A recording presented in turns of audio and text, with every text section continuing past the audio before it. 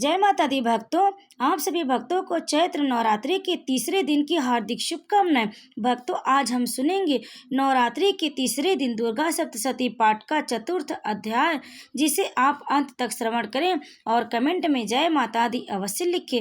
आप सभी भक्तों पर माँ भगवती अपनी कृपा सदैव बनाए रखें। तो भक्तों, आइए बहुत ही श्रद्धा और भक्ति के साथ आज हम सुनते हैं दुर्गा सप्तशती पाठ का चतुर्थ अध्याय। सिद्धि की इच्छा रखने वाले पुरुष जिनकी सेवा करते हैं तथा देवता जिन्हें सब ओर से घेरे रहते हैं, उन जया नाम वाली दुर्गा देवी का ध्यान करें। उनके श्री अंगों की आभा काले मेघ के समान श्याम है। वे अपने कटाक्षों से शत्रु समूह को भय प्रदान करती हैं। उनके मस्तक पर आबद्ध चंद्रमा की रेखा शोभा पाती है। वे अपने हाथों में शंख, चक्र, कृपाण और त्रिशूल धारण करती हैं। उनके 3 नेत्र हैं। वे सिंह के कंधे पर चढ़ी हुई हैं और अपने तेज से तीनों लोकों को परिपूर्ण कर रही हैं। ऋषि कहते हैं, अत्यंत पराक्रमी दुरात्मा महिषासुर तथा उसकी दैत्य सेना के देवी के हाथ से मारे जाने पर इंद्र आदि देवता प्रणाम के लिए गर्दन तथा कंधे झुकाकर उन भगवती दुर्गा का उत्तम वचनों द्वारा स्तवन करने लगे। उस समय उनकी सुंदर अंगों में अत्यंत हर्ष के कारण रोमांच हो आया था। देवता बोले, संपूर्ण देवताओं की शक्ति का समुदाय ही जिनका स्वरूप है तथा जिन देवी ने अपनी शक्ति से संपूर्ण जगत को व्याप्त कर रखा है, समस्त देवताओं और महर्षियों की पूजनीय उन जगदम्बा को हम भक्ति पूर्वक नमस्कार करते हैं। वे हम लोगों का कल्याण करें। जिनके अनुपम प्रभाव और बल का वर्णन करने में भगवान शेषनाग, ब्रह्मा जी तथा महादेव जी भी समर्थ नहीं है। वे भगवती चंडिका संपूर्ण जगत का पालन एवं अशुभ भय का नाश करने का विचार करें। जो पुण्य आत्माओं के घेरे में स्योम ही लक्ष्मी रूप से, पापियों के यहाँ दरिद्रता रूप से, शुद्ध अंतःकरण वाले पुरुषों के हृदय में बुद्धि रूप से, तत्पुरुषों में श्रद्धा रूप से तथा कुलीन मनुष्य में लज्जा रूप से निवास करती हैं, उन आप भगवती दुर्गा को हम नमस्कार करते हैं। देवी, आप संपूर्ण विश्व का पालन कीजिए। देवी, आपके इस अचिंत्य रूप का असुरों का नाश करने वाली भारी पराक्रम का तथा समस्त देवताओं और दैत्यों के समक्ष युद्ध में प्रकट किए हुए आपके अद्भुत चरित्रों का हम किस प्रकार वर्णन करें। आप संपूर्ण जगत की उत्पत्ति में कारण हैं। आप में सत्व गुण, रजोगुण और तमोगुण, ये तीनों गुण मौजूद हैं, तो भी दोषों के साथ आपका संसर्ग नहीं जान पड़ता। भगवान विष्णु और महादेवी जी आदि देवता भी आपका पार नहीं पाते। आप ही सबका आश्रय हैं। यह समस्त जगत आपका अंशभूत है, क्योंकि आप सबकी आदिभूता, अव्याकृता परा प्रकृति है। देवी, संपूर्ण यज्ञों में जिनके उच्चारण से सब देवता तृप्ति लाभ करते हैं, वह स्वहा आप ही हैं। इसके अतिरिक्त आप पितरों की भी तृप्ति का कारण है, अतएव सब लोग आपको स्वधा भी कहते हैं। देवी, जो मोक्ष की प्राप्ति का साधन है, अचिंत्य महाव्रत स्वरूपा है, समस्त दोषों से रहित जितेंद्रिय तत्व को ही सार वस्तु मानने वाले तथा मोक्ष की अभिलाषा रखने वाले मुनिजन जिसका अभ्यास करते हैं, वह भगवती परा विद्या आप ही हैं। आप शब्द स्वरूपा हैं। आप अत्यंत निर्मल ऋग्वेद, यजुर्वेद तथा उदिगीत के मनोहर पदों के पाठ से युक्त सामवेद का भी आधार आप ही हैं। आप देवी त्रयी, तीनों वेद और भगवती 6 ईश्वरों से युक्त है। इस विश्व की उत्पत्ति एवं पालन के लिए आप ही वार्ता, खेती एवं आजीविका के रूप में प्रकट हुई हैं। आप संपूर्ण जगत की घोर पीड़ा का नाश करने वाली हैं। देवी, जिससे समस्त शास्त्रों के सार का ज्ञान होता है, वह मेधा शक्ति आप ही हैं। दुर्गम भव सागर से पार उतारने वाली नौका रूप दुर्गा देवी भी आप ही हैं। आपकी कहीं भी आसक्ति नहीं है। कैटभ के शत्रु भगवान विष्णु की वक्ष स्थल में एकमात्र निवास करने वाली भगवती लक्ष्मी तथा भगवान चंद्रशेखर द्वारा सम्मानित गौरी देवी भी आप ही हैं। आपका मुख मंद मुस्कान से सुशोभित निर्मल पूर्ण चंद्रमा के बिंब का अनुकरण करने वाला और उत्तम स्वर्ण की मनोहर कांति से कमनीय है। तो भी उसे देखकर महिषासुर को क्रोध हुआ और सहसा उसने उस पर प्रहार कर दिया। यह बड़े आश्चर्य की बात है। देवी वही मुख जब क्रोध से युक्त होने पर उदय काल की चंद्रमा की भांति लाल और तनी हुई भौहों के कारण विकराल हो उठा, तब उसे देखकर जो महिषासुर के प्राण तुरंत नहीं निकल गए, यह उससे भी बढ़कर आश्चर्य की बात है, क्योंकि क्रोध में भरे हुए यमराज को देखकर भला कौन जीवित रह सकता है। देवी आप प्रसन्न हो। परमात्मा स्वरूपा आपके प्रसन्न होने पर जगत का अभ्युदय होता है और क्रोध में भर जाने पर आप तत्काल ही कितने कुलों का सर्वनाश कर डालती हैं। यह बात अभी अनुभव में आई है, क्योंकि महिषासुर की यह विशाल सेना क्षण भर में आपकी कोप से नष्ट हो गई है।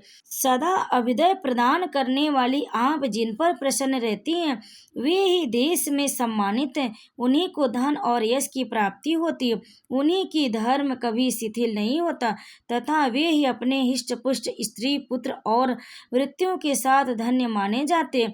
देवी आपकी ही कृपा से पुण्य आत्मा पुरुष प्रदीर अत्यंत श्रद्धा पूर्वक सदा सब प्रकार की धर्मानुकूल कर्म करता है और उसकी प्रभाव से स्वर्गलोक में जाता है। इसलिए आप तीनों लोकों में निश्चय ही मनोवांछित फल देने वाली हैं। माँ दुर्गे आप स्मरण करने पर सब प्राणियों का भय हर लेती है और स्वस्थ पुरुषों द्वारा चिंतन करने पर उन्हें परम कल्याणमयी बुद्धि प्रदान करती हैं। दुख दरिद्रता और भय हरने वाली देवी आपके सिवा दूसरी कौन है, जिसका चित्त सबका उपकार करने के लिए सदा ही दयार्द रहता हो। देवी इन राक्षसों के मारने से संसार को सुख मिले तथा ये राक्षस चिर काल तक नरक में रहने के लिए भले ही पाप करते रहे हों, इस समय संग्राम में मृत्यु को प्राप्त होकर स्वर्गलोक में जाएं। निश्चय ही यही सोचकर आप शत्रुओं का वध करती हैं। आप शत्रुओं पर शस्त्रों का प्रहार क्यों करती हैं?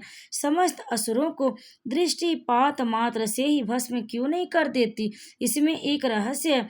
ये शत्रु भी आपके शस्त्रों से पवित्र होकर उत्तम लोक में जाएं, इस प्रकार उनके प्रति भी आपका विचार अत्यंत उत्तम रहता है। खड़ग की तेज पुंज की भयंकर दृप्ति से तथा आपके त्रिशूल की अग्रभाग की घनीभूति प्रभा से चौधिया कर जो असुरों की आंखें फूट नहीं गए, इसमें कारण यह था कि वे मनोहर रश्मियों से युक्त चंद्रमा के समान आनंद प्रदान करने वाली आपके इस सुंदर मुख का दर्शन करते हैं। देवी आपका शील दुराचारियों के बुरे बर्ताव को दूर करने वाला है। साथ ही यह स्वरूप ऐसा है जो कभी चिंतन में नहीं आ सकता और जिसकी कभी दूसरों से तुलना भी नहीं हो सकती, तथा आपका बल और पराक्रम तो उन दैत्यों का भी नाश करने वाला है जो कभी देवताओं के पराक्रम को भी नष्ट कर चुके। इस प्रकार आपने शत्रुओं पर भी अपनी दया ही प्रकट की है। वरदायिनी देवी आपके इस पराक्रम की किसके साथ तुलना हो सकती है, तथा शत्रुओं को भय देने वाला एवं अत्यंत मनोहर ऐसा रूप भी आपके सिवा और कहाँ है। हृदय में कृपा और युद्ध में निष्ठुरता, ये दोनों बातें तीनों लोकों के भीतर केवल आप में ही देखी गई है। मात आपने शत्रुओं का नाश करके इस समस्त त्रिलोकी की रक्षा की है। उन शत्रुओं को भी युद्ध भूमि में मारकर स्वर्गलोक में पहुंचाया है तथा उन्मत्त दैत्यों से प्राप्त होने वाले हम लोगों के भय को भी दूर कर दिया। आपको नमस्कार है। देवी आप शूल से हमारी रक्षा करें। अंबिके आप खड़ग से भी हमारी रक्षा करें तथा घंटा की ध्वनि और धनुष की टंकार से भी हम लोगों की रक्षा करें। चंडिके पूर्व, पश्चिम और दक्षिण दिशा में आप हमारी रक्षा करें तथा ईश्वरीय अपने त्रिशूल को घुमाकर आप उत्तर दिशा में भी हमारी रक्षा करें। तीनों लोकों में आपके जो परम सुंदर एवं अत्यंत भयंकर रूपी चरते रहते हैं, उनके द्वारा भी आप हमारी तथा इस भूलोक की रक्षा करें। अंबिके, आपके कर पल्लों में शोभा पाने वाले खड्ग, शूल और गदा आदि जो जो अस्त्र हैं, उन सब के द्वारा आप सब ओर से हम लोगों की रक्षा करें। ऋषि कहते हैं, इस प्रकार जब देवताओं ने जगत माता दुर्गा की स्तुति की और नंदन वन के दिव्य पुष्पों एवं गंध चंदन आदि के द्वारा उनका पूजन किया, फिर सबने मिलकर जब भक्ति पूर्वक दिव्य धूपों की सुगंध निवेदन की, तब देवी ने प्रसन्न वदन होकर प्रणाम करते हुए सब देवताओं से कहा। देवी बोली, देवताओं, तुम सब लोग मुझसे जिस वस्तु की अभिलाषा रखते हो उसे मांगो। देवता बोले, भगवती ने हमारी सब इच्छा पूर्ण कर दी, अब कुछ भी बाकी नहीं है, क्योंकि हमारा यह शत्रु महिषासुर मारा गया।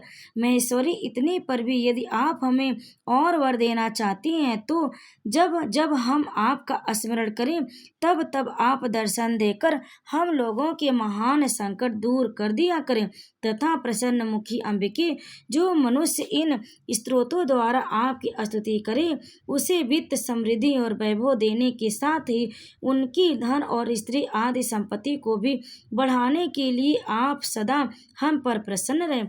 ऋषि कहते हैं, राजन, देवताओं ने जब अपने तथा जगत की कल्याण के लिए भद्रकाली देवी को इस प्रकार प्रसन्न किया, तब वे तथास्तु कहकर वहीं अंतर ध्यान हो गए। भोपाल, इस प्रकार पूर्व काल में तीनों लोकों का हित चाहने वाली देवी जिस प्रकार देवताओं के शरीर में प्रकट हुई थी, वह सब कथा मैं कह सुनाई। अब पुनः देवताओं का उपकार करने वाली वे देवी दुष्ट दैत्यों तथा शुंभ निशुंभ का वध करने एवं सब लोगों की रक्षा करने के लिए गौरी देवी के शरीर से जिस प्रकार प्रकट हुई थी, वह सब प्रसंग मेरे मुँह से सुनो, मैं उसका तुमसे यथावत वर्णन करता हूँ। जय माता दी। भक्तों, दुर्गा सप्तशती पाठ का चतुर्थ अध्याय यहीं पर पूर्ण हुआ। इस अध्याय को अंत तक श्रवण करने के लिए आप सभी भक्तों का बहुत बहुत धन्यवाद। आप सभी भक्तों पर माँ भगवती कृपा सदैव बनी रहे। भक्तों, अगर आपको यह अध्याय पसंद आए तो वीडियो को लाइक करें, शेयर करें और कमेंट में जय माता दी लिखकर हमारे चैनल को सब्सक्राइब जरूर कर ले। तो प्रेम से बोलिए जय माता दी।